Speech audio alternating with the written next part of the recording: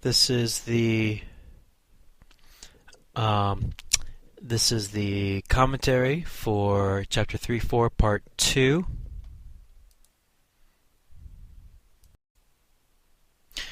Here is an example of a primary carbon. Primary, secondary, tertiary refer to how many carbons that are directly attached to the one we're looking at. So in this case, this carbon that I've just circled is directly attached to only one other carbon, so it's a primary. Primary carbons tend to be N carbons. Secondary and tertiary, in this case secondary carbons, is directly attached to two other carbons. And tertiary is connected to three others. If we go to ISIS draw, we can see an example where here we have a molecule where the carbon that's highlighted C is directly attached to two other carbons. Consequently, if there is an alcohol attached, we can go ahead and classify this as a secondary, tertiary, or primary alcohol, depending on the carbon that it's attached to. It's a direct relationship, so if it's a secondary carbon, it's a secondary alcohol. Tertiary carbon, it's a tertiary alcohol. So going back to my example here, if I were to sit there and highlight this molecule down here, this carbon's connected to two other carbons, so therefore it's a secondary carbon. Consequently, it's a secondary alcohol. This example right here, tertiary carbon, therefore it's a tertiary alcohol. Oxidation refers to a reaction where if you've gained oxygen or lost hydrogen, it's oxidation. So, pretending there's a reaction going from top to bottom of this primary carbon to this primary carbon, here I've gained oxygen, so therefore it's oxidation. If I were to go the opposite way, where I lose oxygen, then we can call this a reduction reaction. So oxidation and reduction are opposite to each other. Oftentimes, if we've gained hydrogen, again, it's reduction, and if we've lost hydrogen, it's oxidation.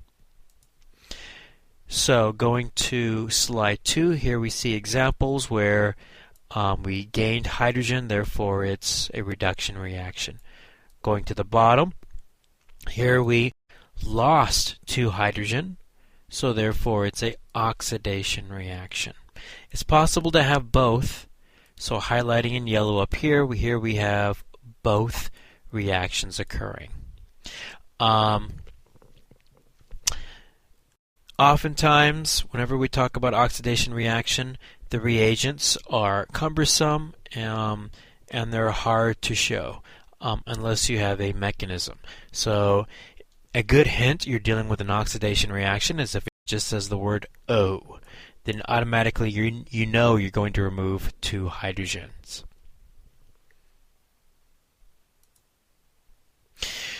Alcohol elimination reactions. This is a combination of losing both oxygen and hydrogen. And as I highlight here, if I lose a hydroxide and hydrogen at the same time, it will form a water. Consequently, we call this a dehydration reaction. So this has 2 names, alcohol elimination or the dehydration. This is the exact reverse of the alcohol addition reaction we learned in Chapter 1-2. So it's the exact reverse. We start off with an alcohol and then adding in the catalyst sulfuric acid and heat at 180 degrees Celsius. It forms a brand new alkene. So you're responsible for knowing this, predicting the product, as well as naming it. Here are examples. So if I give you this right here, you should be able to sketch and then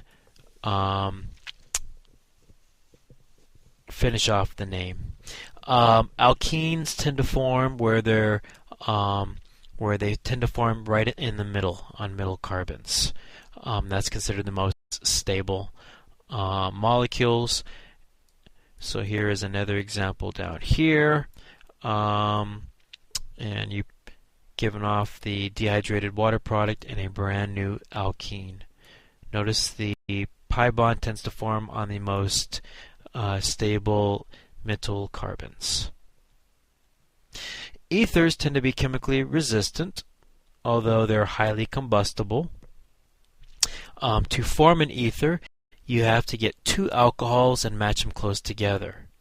When you add in sulfuric acid and water, basically the hydroxide from one of the alcohols and a hydrogen from the other will form a dehydration reaction, which results in a brand new water molecule.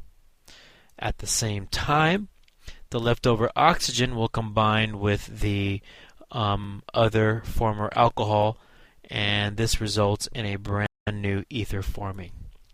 If I give you the reagents, such as here, you'll be expected to form a brand new ether molecule. The water molecule is optional when you form it, so it's up to you. So, if I give you the reagents, you'll need to predict the product as well as name it. If it's a very simple ether, most likely you'll have to use the common name. However, I could give you one like this, where it's a nice mixture, where one of the alcohols, when it forms the ether, it's actually going to be a branch, as you see down here.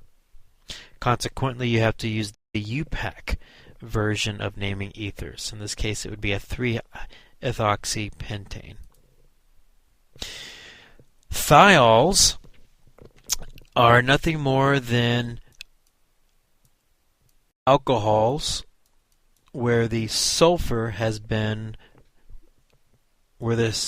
replacing the oxygen. Consequently, ethanol becomes ethane thiol when we replace the oxygen on the alcohol with a sulfur. Thiols tend to be really smelly. They're very prevalent in feces. Consequently, we've developed a very sensitive nose to thiols, which is a good thing since we often like to avoid feces since they contain a lot of unhealthy pathogens. Animals, predators, tend to also have a very sensitive nose, so that way they can track their prey based on where their prey may have left feces. We have learned from this, and we've added our own ethane thiol to natural gas or gases which are normally odorless, so that way it provides us a warning that something's wrong.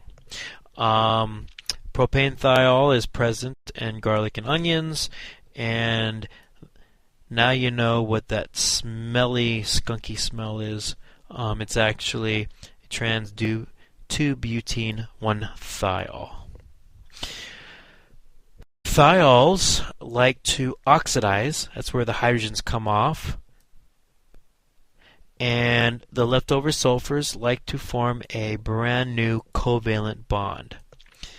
This is called a disulfide bridge, aka disulfide linkage. It's also known as a cysteine bridge by biochemists.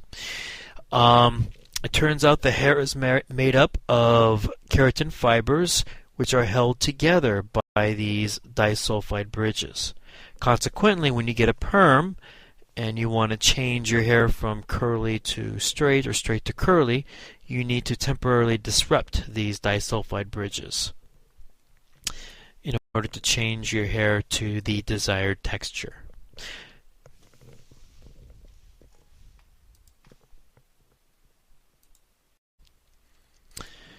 So in general, make sure you are familiar with these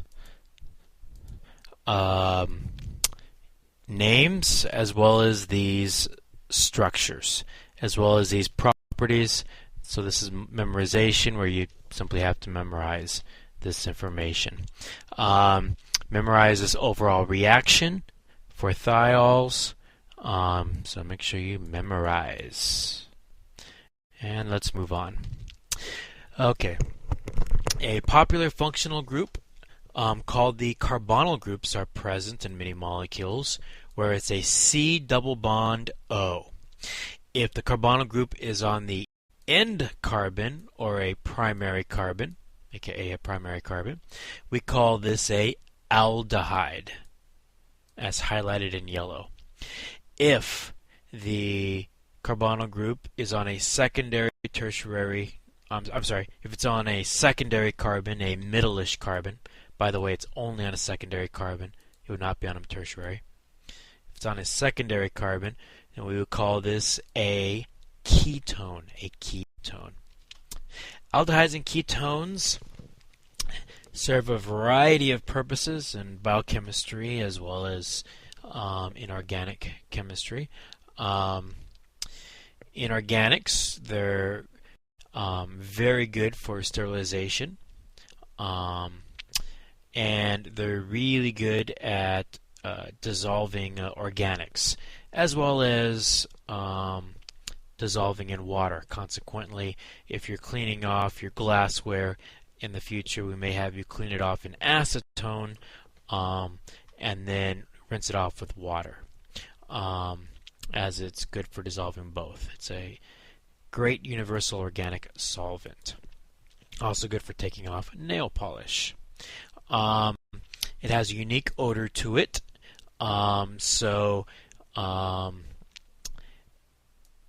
oftentimes we have chemicals where oftentimes you have aldehydes and ketones that are on various types of spices and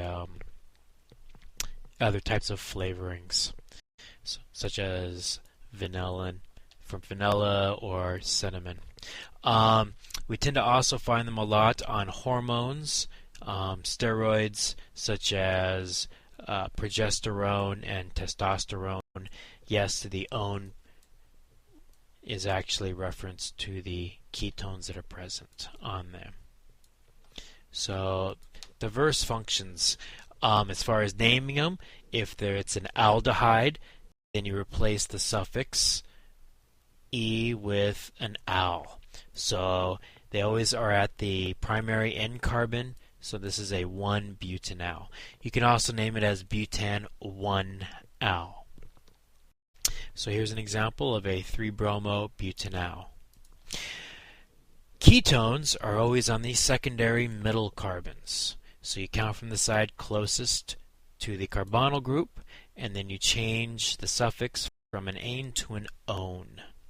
Notice how all we do is we replace or drop the E and we add in one. So it's pentanone. In this example over here we have a cyclohexane and it's cyclohexanone. If we have multiple substituents, then we will start at the ketone. Hence it's 2-methyl cyclohexanone.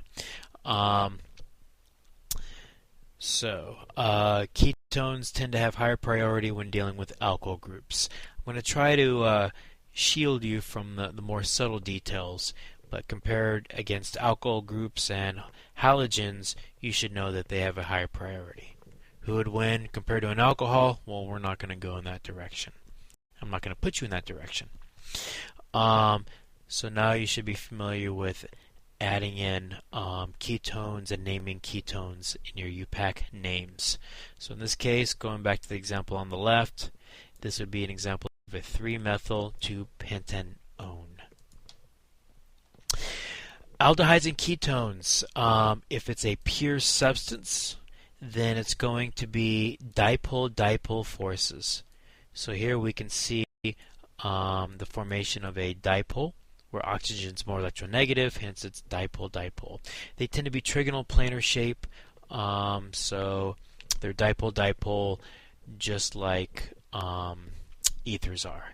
However, if you mix them in water, then the lone pair one of the lone pairs on the carbonyl oxygen will actually hydrogen bond with a hydrogen from water. So a pure substance, dipole-dipole, as a mixture, they hydrogen bond, making them very soluble in water, such as acetone. So please go ahead and review the characteristics here, summarized. And